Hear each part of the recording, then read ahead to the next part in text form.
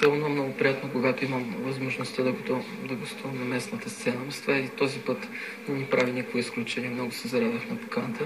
Първо, най-интересното, което е, може би, най-привлекателно за публиката, което аз искам да изтъкна, е да подчертая факта, че всички автори са много различни. И това не е така интересно за нейно височество публиката, защото всеки автор се е себе изразил по някакъв начин, с различно творчество, различни материали, изразни средства, които използва. И смятам, че се получи много интересно. Лично аз съм доволен от начина, по който звучи. Това, което аз реших да представя този път, е нещо много различно. Хората, които са запознати с моето творчество, са ми свикнали да се изявявам под знака на едно много по-различно амплоа. Но винаги, когато гостувам тук, аз обещавам да направя нещо ново, нещо, което в момента не съм правил. И този път реших да направя една серия с работа с акварел. Представих пейзажи, градска среда с урбанистичен характер, която заглавих някъде там по улиците.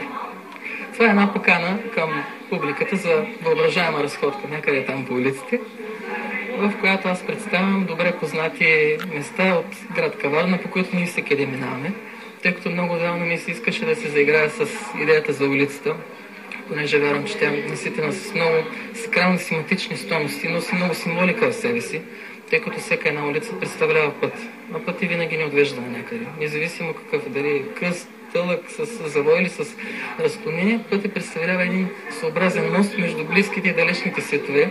И по-важно самото пътуване за мен е това, което се случва по време на пътуването, отколкото крайната цел за финалната права. В службата